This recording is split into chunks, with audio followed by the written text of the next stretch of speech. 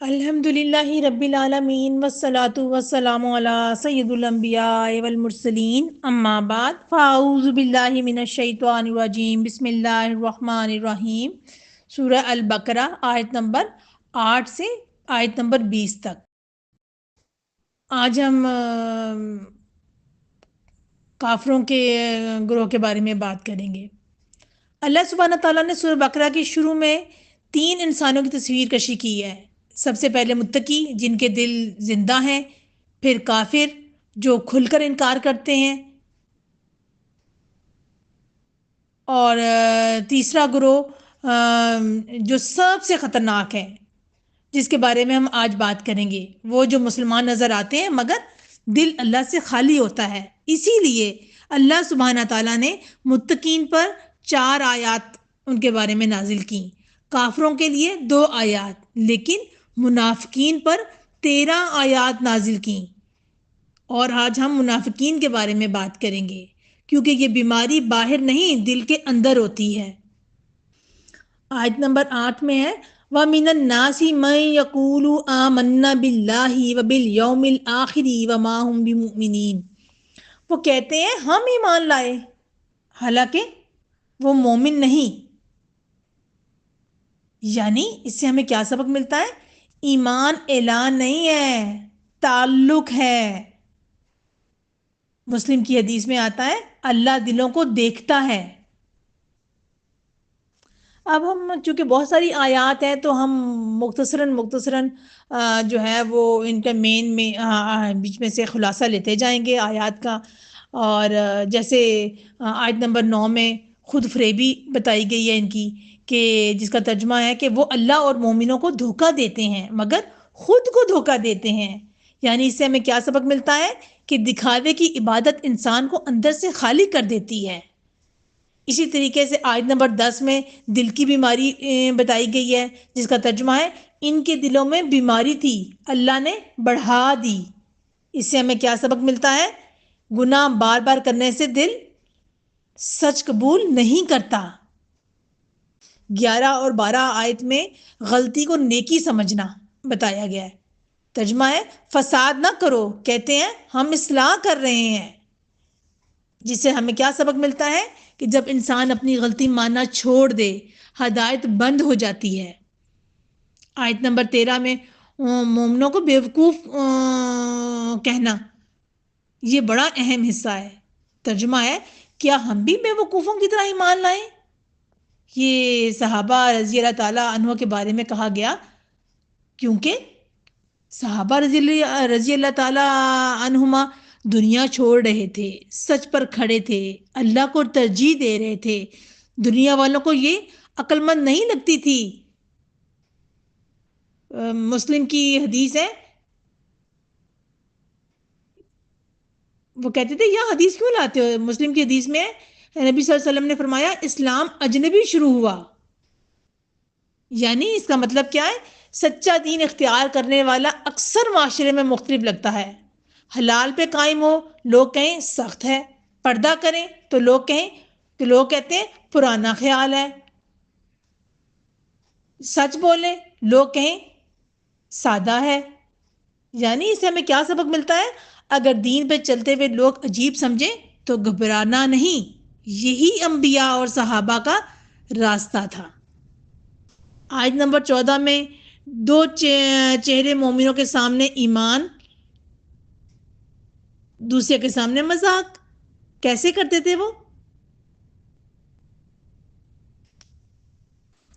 جب یہ اہل ایمان سے ملتے ہیں تو کہتے ہیں کہ ہم ایمان لائے، اور جب علیحدگی میں اپنے شیطانوں سے ملتے ہیں تو کہتے ہیں کہ اصل میں تو ہم تمہارے ساتھ ہیں، ان لوگوں کے ساتھ ہم محض مذاق کر رہے تھے۔ اس سے کیا سبق ملتا ہے کہ اصل ایمان تنہائی میں ظاہر ہوتا ہے۔ آیت نمبر 15 میں مہلت دی گئی ہے، اللہ فوراً پکڑ نہیں کرتا بلکہ انسان ہمیں مہلت دیتا ہے۔ اللہ ان سے مذاق کر رہا ہے، وہ ان کی رسی دراز کیے جاتا ہے اور یہ اپنی سرکشی میں اندھوں کی طرح بھٹکتے چلے جاتے ہیں، اور یہ سمجھ رہے ہیں کہ ہماری پکڑ کوئی نہیں۔ اللہ فوراً نہیں پکڑتا، اللہ تعالیٰ رسی دراز کر دیتا ہے۔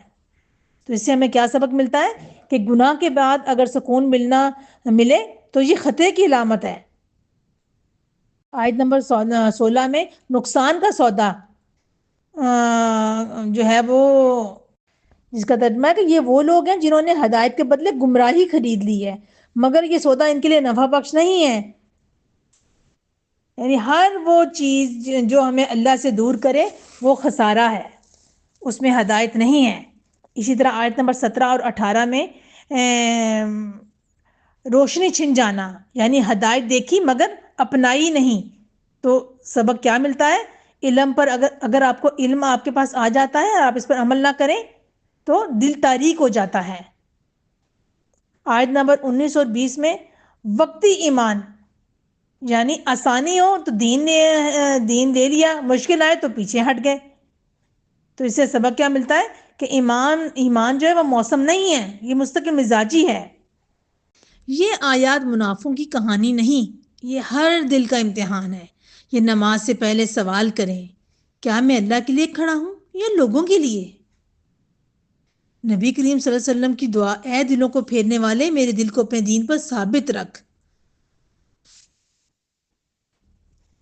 عزیز بہنوں، سورہ بقرہ کی ان آیات میں اللہ نے منافقوں کی کہانی سنائی ہے، لیکن سوال یہ ہے، یہ کہانی کس کی ہے؟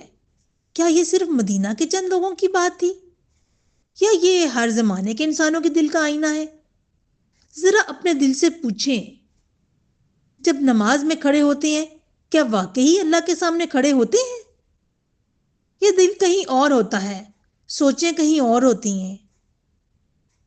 جب نیکی کرتے ہیں کیا اللہ کے لیے کرتے ہیں یا لوگوں کی تعریف کے لیے، لوگوں کو دکھانے کے لیے؟ جب گناہ کا موقع ملتا ہے اور کوئی دیکھنے والا نہیں ہوتا تو کیا ہم وہی رہتے ہیں جو مسجد میں ہوتے ہیں یا تنہائی میں ہم بدل جاتے ہیں؟ یہی وہ جگہ ہے جہاں ایمان اور نفاق کا فرق شروع ہوتا ہے۔ منافقین بھی نماز پڑھتے تھے، وہ بھی مسلمانوں کے ساتھ بیٹھتے تھے، ان کی زبان پر بھی ایمان تھا، فرق صرف ایک تھا، ان کا دل اللہ کے ساتھ نہیں تھا۔ اور سب سے خوفناک بات یہ ہے، نبی کریم صلی اللہ علیہ وسلم کے صحابہ رضی اللہ تعالی عنہما جو جنتی تھے وہ بھی نفاق سے ڈرتے تھے۔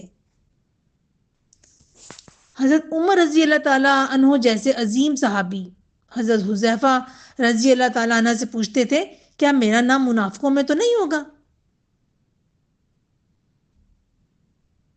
سوچیں، اگر حضرت عمر کو خوف تھا تو ہم میں کس بات کا اطمینان ہے؟ ہم اکثر سوچتے ہیں منافق کوئی اور ہوگا، لیکن قرآن کہتا ہے اپنا دل دیکھو، کیا ہمارا دین حالات کے ساتھ ساتھ بدل جاتا ہے؟ آسانی ہو تو الحمدللہ، آزمائش آئے تو شکایت، لوگ تعریف کریں تو عبادت، تنہائی ہو تو غفلت۔ اگر ایسا ہے تو یہ آیات ہمیں ڈرا نہیں رہی، ہمیں جگا رہی ہیں۔ لیکن اللہ کی رحمت دیکھیں، اللہ نے منافقین کی نشانیاں اس لیے نہیں بتائیں کہ ہم مایوس ہو جائیں، بلکہ اس لیے بتائیں کہ ہم خود کو بچا لیں۔ جب تک دل زندہ ہے واپسی ممکن ہے، جب تک آنکھ میں ندامت کا آنسو آ سکتا ہے دروازہ کھلا ہے۔ نبی کریم اکثر یہ دعا کرتے تھے، یا مقلب القلوب ثبت قلبی علی دینک، اے دلوں کو پھیرنے والے میرے دل کو اپنے دین پر ثابت رکھ۔ صحابہ رضی اللہ تعالی عنہما نے پوچھا، یا رسول اللہ صلی اللہ علیہ وسلم، کیا آپ کو بھی خوف ہے؟ آپ صلی اللہ علیہ وسلم نے فرمایا، ہاں، دل اللہ کی 2 انگلیوں کے درمیان ہے، وہ جیسے چاہے پھیر دے۔ یہ ترمذی کی حدیث ہے۔ آئیے آج اپنے دل کو اللہ کے سامنے رکھ دیں۔